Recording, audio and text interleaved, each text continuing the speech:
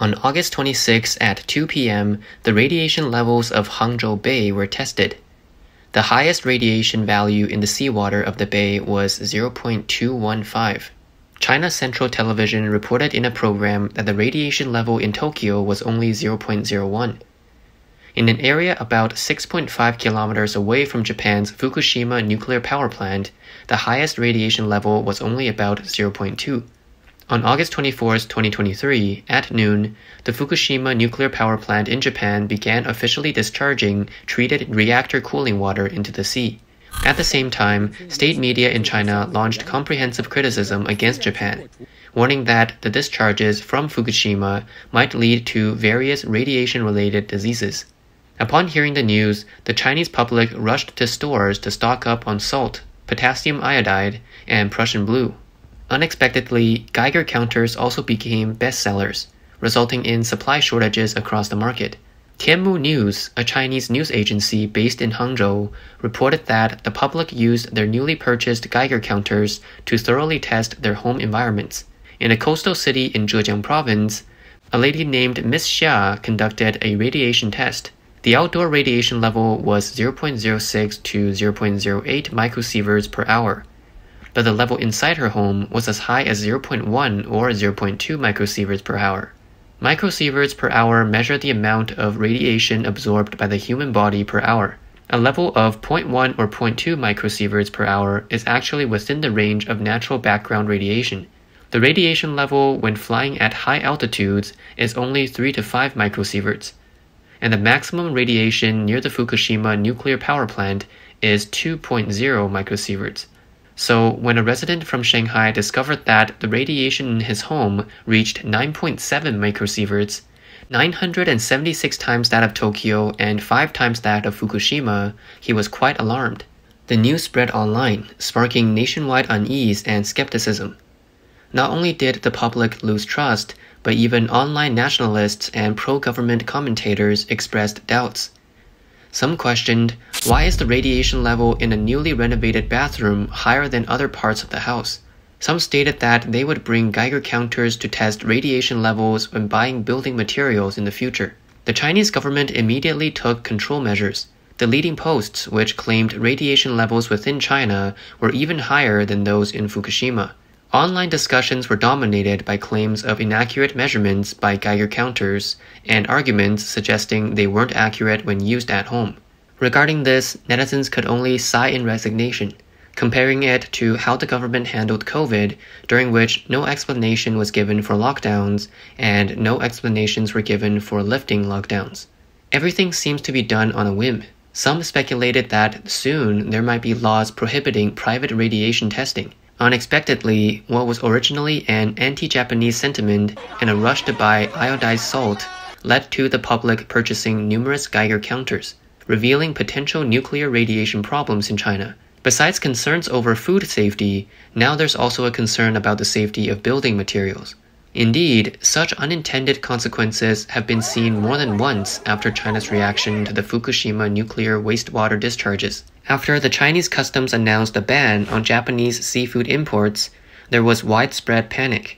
A survey by the paper showed that out of nearly 90,000 respondents, 80,000 said they would stop consuming seafood, including non-Japanese seafood. While China's ban affected Japan's seafood exports to China, its impact on Japan's GDP was minimal. In 2022, China imported $600 million worth of seafood from Japan, which constituted less than 30% of Japan's total seafood exports and only 0.015% of Japan's GDP.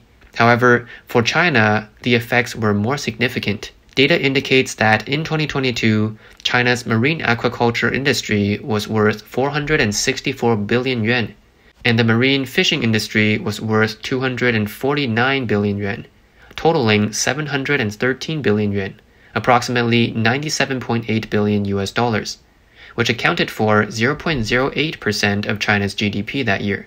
Based on the GDP loss ratio, the impact of this ban on China was at least 5 to 6 times greater than that on Japan. So far, fishermen, marine logistics, seafood processing, and seafood retail have all been hit hard by the ban. Many businesses are even at risk of bankruptcy.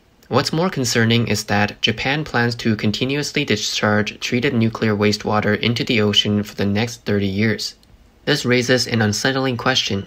Are the Chinese people expected to refrain from consuming seafood for 3 decades because of this ban? Will the Chinese government's decision end up being a failed project? According to recent reports, Japan has brought this dispute to the World Trade Organization, or WTO. If the WTO makes a ruling demanding China to lift the ban on Japanese seafood, Beijing will find itself in a predicament. On one hand, China's current trade situation is worrisome, making it almost impossible to bear the cost of leaving the WTO. On the other hand, if China doesn't comply with the WTO's decision, it risks being forced out, potentially escalating its foreign trade crisis. Complicating matters is the fact that China's own experts have actually endorsed Japan's decision to discharge the nuclear wastewater. Last year, in the Special Working Group of the International Atomic Energy Agency, IAEA, a Chinese expert, Liu Hua, who also served as the Deputy Director General of the IAEA, was present. Having formerly held positions as the Deputy Minister of Environmental Protection and the Director of the Nuclear Safety Bureau in China, Liu was the official representative of the Chinese government in the IAEA. Thus, an obvious question arises. If your official representative has already agreed, why then impose sanctions on Japanese seafood? What exactly is the Chinese Communist Party's stance in this series of events, and what game are they playing? There's a joke circulating online that might shed light on the matter, reflecting the current situation. After returning from Xinjiang, Xi Jinping was enthusiastically told by his wife, Peng Liyuan, "The incident of Japan's nuclear wastewater has truly been an eye-opener for me. Look, we even bought a radiation detector for our home. I was so shocked when I tested it. The radiation in our house is more than 100 times higher than in Tokyo. I worry about your health. You're already 70. What if the radiation affects you adversely? If something happens to you, what will I do? Am I supposed to remarry? You need to stay healthy for me. Your health has always been a concern, and we couldn't pinpoint the problem. Turns out it's due to the radiation. Now that we've identified the problem, your health will improve." Chairman Xi looked at Peng Liyuan and said, "Are you out of your mind? Do you actually believe this? This nuclear radiation is just a diplomatic move we made to tarnish Japan. Don't take it literally. Besides, I know my own health. The challenges our country faces may seem economic, but at the root, they are political. And while they might seem to be due to domestic politics, they are actually tied to international matters. It's the broader geopolitical climate. You might not understand, which is why I'm encouraging the Chinese public to be anti-Japanese and boycott Japanese seafood. This is a strategy only those with a high level of skill would think of. You wouldn't get it. In reality, if Japan continued to be friendly towards the CCP, Japan's wastewater wouldn't have been a problem. Back when China-Japan relations were favorable, in the aftermath of the 2011 Fukushima earthquake, then Chinese Premier Wen Jiabao personally visited Fukushima and publicly consumed local fruits and vegetables. In 2021, when Japan announced its plan to discharge treated water from the Fukushima nuclear plant, China also revealed data related to its own nuclear power plants. Surprisingly, the tritium discharge levels from nuclear power plants in Zhejiang's Qinshan, Guangdong's Yangjiang, Fujian's Ningde, and Liaoning's Hongyanhe all exceeded the annual limits set by the IAEA for the Fukushima plant. In some instances, these discharge levels were 5 to 10 times that of Fukushima. Yet, the Communist Party now seems to be acting more cautious, beginning to censor this data that they once published themselves on domestic online platforms. This move inevitably makes one wonder what they are worried about. Are they afraid of the public's reaction if they knew the truth? Meanwhile, China Central Television CCTV suddenly shifted its propaganda, educating the public on the science of nuclear waste treatment. They called for confidence in the seafood market while harshly criticizing self-media or individual social media content providers for misinformation and rumor mongering, claiming it has negatively impacted the seafood industry and countless families. Initially, CCTV called on the public to boycott Japanese seafood, leveraging the power of social media to amplify this stance. However, now it's condemning social media for being the prime instigator of public sentiment. Isn't this contradictory, like lifting a rock only to drop it on one's own foot? In China, the freedom of expression on social media is restricted and largely operates according to government intentions. Doesn't CCTV realize that this is the norm in China? If they cannot grasp even this basic logic, aren't they making a mockery of themselves? Previously, the official media of the CCP encouraged the public to engage in strong rhetoric and harassment against Japan. A 19-year-old girl from Hangzhou, after making several overseas calls to insult Japanese individuals, was detained on charges of damaging China-Japan relations and causing disturbances. She now faces up to 3 years in prison. This series of shifts reveals that the CCP government will adjust its attitudes and actions based on external and internal strategic needs.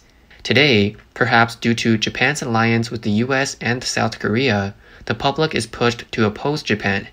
But if tomorrow there's an escalation in damages to the Chinese fishing industry, an unintended byproduct of the boycott of Japanese seafood, those who made calls to Japan or were part of social media instigating this sentiment might face severe repression.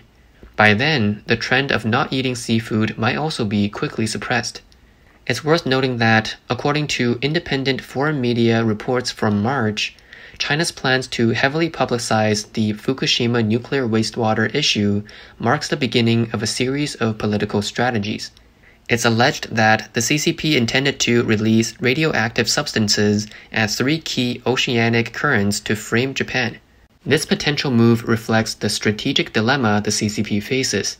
The aligning moves of the US, Japan, and South Korea are increasingly pressuring the CCP, with war seeming like an inevitable last resort.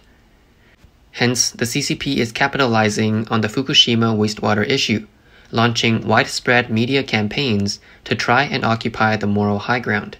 Regarding the Fukushima nuclear accident, Japan has always managed it with rigor and responsibility, and its wastewater meets international standards after strict scrutiny. As China's domestic situation becomes increasingly transparent, the public will gradually realize that the real threat to their health isn't Japan's nuclear wastewater, but the deteriorating environmental conditions within China. In China, the 7 major rivers, including the Liao River, Hai River, Huai River, Yellow River, Songhua River, Pearl River, and Yangtze River, all suffer from varying degrees of pollution. In particular, the Liao, Hai, Huai, and Yellow Rivers have over 80% of their sections heavily polluted. The quality of surface water is also a concern. Previous statistics showed that over 57% of surface water is unfit for drinking, and nearly half of urban rivers are too polluted for use. From 2010, a study in Jiangsu, Zhejiang, and Shanghai collected urine samples from school-aged children over a 10-year period. It found up to 21 types of antibiotics in their systems, possibly due to the release of chemical pollution into the waters, but similar data has not been publicly disclosed since 2020. While some experts believe that China has made progress in air pollution control, the reality differs significantly. Air quality remains a serious issue, as evidenced by raincoats stained with unidentified residues after rainfall, which is not common in Europe, the US, or Japan. Despite the Chinese government's responsibility and capability to address environmental issues, there's been minimal tangible action over the decades. When Japan planned to release treated Fukushima wastewater, the CCP successfully diverted public attention from domestic issues towards an external enemy, covering up its shortcomings in governance and public welfare. Local authorities and enterprises have also begun to question the central government's ability to govern. If this trend continues, social unrest might intensify, affecting the efficiency of the CCP's governance. Lastly, China's population issue is becoming increasingly evident. Currently, only 6 million babies are born each year. If this trend persists, it's estimated that in 20 years, each working-age individual will have to support approximately 3.5 people. This indicates that the harvestable population will dwindle. The problems the CCP faces will increase, and challenging days for the Communist Party are just ahead.